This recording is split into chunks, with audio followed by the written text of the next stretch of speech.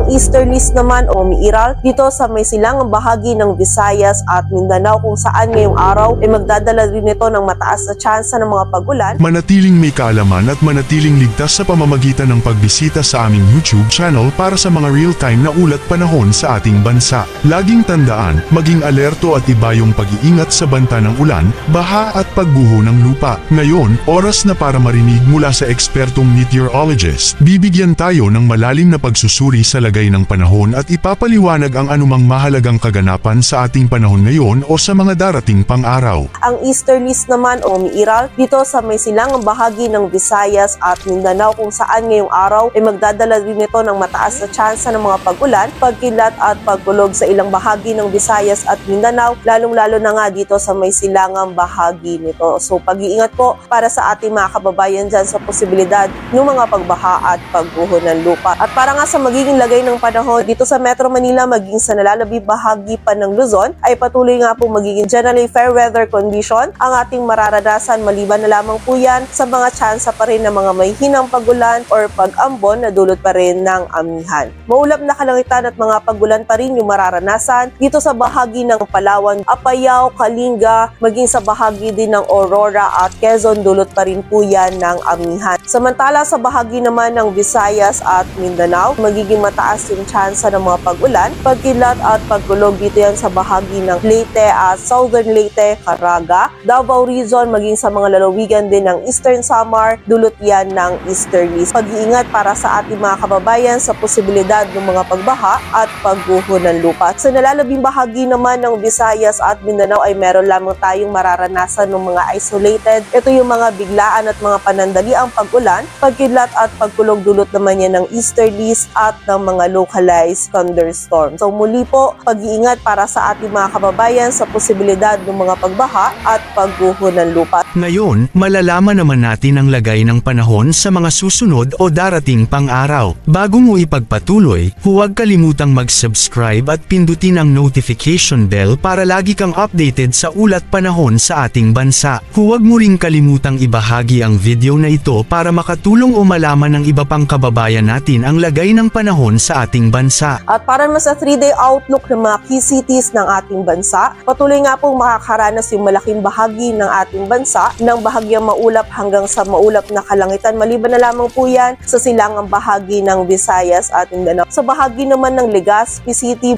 ay meron tayong mararanasan ng mga isolated na mga pag-ulan, and by Thursday naman ay meron tayong mararanasan lamang ng mga pag-ambon na dulot ng amihan. Sa bahagi naman ng Metro Cebu at ng Metro Davao in the next 3 days ay makakaranas po tayo ng mga isolated na mga pag-ulan, pagkilat at pagkulog, dulot po yan ng mga localized thunderstorms. And during severe thunderstorms, itong mga pag-ulan nito posible pa rin malalakas na pag-ulan na maaari magdulot ng pagbaha at pagguho ng lupa. So pag-ingat pa rin po para sa ating mga kababayan. Dulot pa rin ng amihan ay meron pa rin tayong nakataas na gale warning sa mga dagat baybayin niya ng Batanes, Isabela, Aurora, Ilocos Norte, Cagayan kasama na dyan ng Babuyan Islands, Ilocos Sur, La Union, Pangasinan, maging sa dagat baybayin din ng Kalayaan Islands kung saan mapangani pa rin po yung pagpalaot, lalong-lalo na para sa ating mga kababayang mangingisda, pati na rin yung may mga maliliit na sasakyang pandagat. Yan muna ang ating weather update ngayon. Sana ay nakita ninyo ang broadcast na ito na nagbibigay kaalaman at kapaki-pakinabang. Maraming salamat sa DOST Pag-asa sa pagbabahagi ng kanilang mahalagang insight o ulat panahon.